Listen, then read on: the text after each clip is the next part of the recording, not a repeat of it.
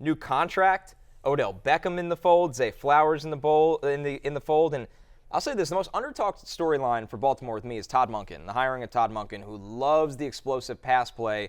There's a lot of hope now with Lamar Jackson after all the drama has settled down. Right, because, by the way, also Rashad Bateman, we expect him to be back healthy. All the reports are coming out of there.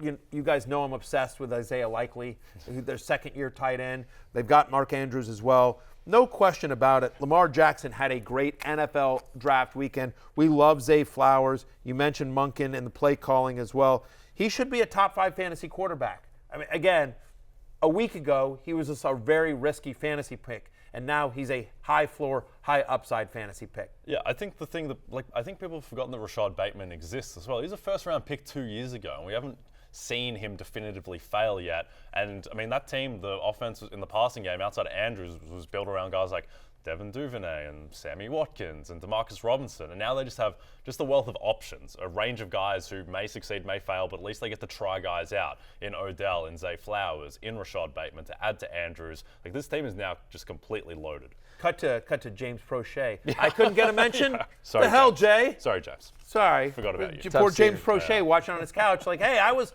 one of those random guys for Baltimore too. Yeah, I know he does watch the show, James. Yeah. James Prochet, noted fan of Peacock. Yeah. We brought up Quentin Johnson not too long ago, guys, and of course, that has a gigantic effect on Justin Herbert, where we want to see this offense get back to throwing the ball down the field a little bit more. You mentioned it. Johnson is a deep threat.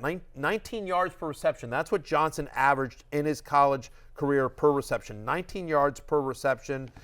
This is a team that was 27th in deep ball rate last season, as you mentioned. Even in a check down offense, Justin Herbert was second in pass attempts and third in passing yards per game last year. Now adds a more aggressive play caller in Kellen Moore, adds Quentin Johnson to spread the field. We'll see what's going on with Austin Eckler, but honestly, feels like either way, right? If Eckler comes back, great, because he's a great pass-catching option and he's a dynamic piece of the offense. But if he leaves, they're going to have to throw even more. So I think Justin Herbert is a winner.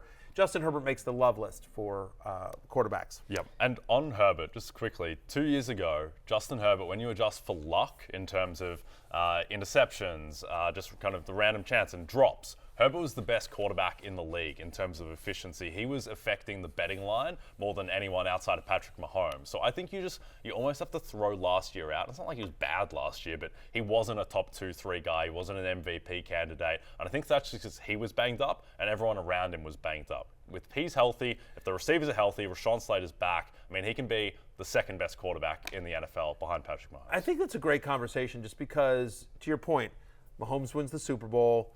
Burrow and Allen are trying to get back. Lamar contract talk. Aaron Rodgers, is he going to get traded? Yep. Yes or no? Sam Howell. Kyler Murray, right? When you think about all the quarterback headlines from this offseason, just no one's been talking about Justin Herbert. Yep. He seems sort of forgotten.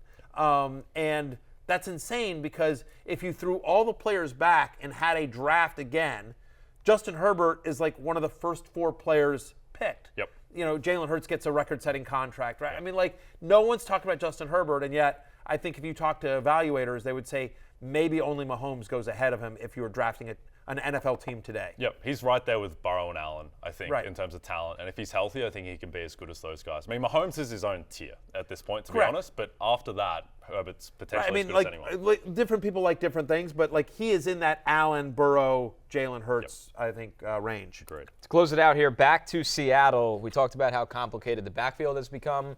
The wide receiver trio is now jarringly deep. What's not confusing, guys? Geno Smith under center and all of the weapons he has to play with. Yeah, he makes the love list, I think, for a few reasons. Number one is, to your point, they add Zach Charbonnet, they add JSN. They still have DK Metcalf, Tyler Lockett, Ken Walker.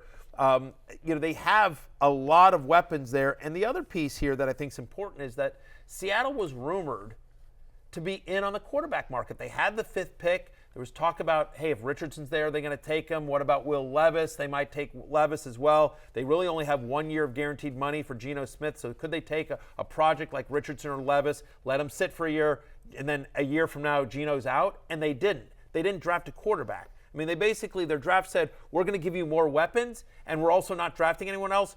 Geno, you're our guy. We're building around you. So not only for this year, but dynasty stock as well. Geno Smith makes the love list. Yeah, and the good thing with Geno is that, like, from a football perspective, second half of the season, he wasn't that good. Like, he started to turn the ball over a lot more, or at least throw it up for grabs a lot more, but he still got his numbers. And that's the good thing with Geno, is that I think the touchdowns will be there, the numbers will be there, and also the sneaky thing with him is that his rushing ability, I don't understand why he doesn't run more, because it's there. And last year he had 366 yards on the ground. He only had the one rushing touchdown. I think there's a little bit more meat on the bone there that he can add to his game. A couple other quarterbacks receiving votes. Kenny Pickett, Steelers had one hell of a draft.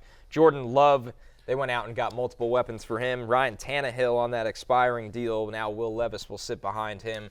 And, of course, Barry, your Sam Howell from your Commanders. Again, same thing that we talked about with Geno Smith is just like some of these quarterbacks that were rumored to be, the fact is Commanders were in on were supposedly in on Lamar Jackson. They were rumored to be taking Hendon Hooker in the first round. They didn't. Also, Will Levis was there for the taking. They didn't. They've continually said Sam Howell's our guy. Nothing that went through the draft changed that. Ryan Tannehill still here. Maybe a new nickname for him. No. Well, look, Ryan Tannehill, supposedly Ryan Tannehill was done last year.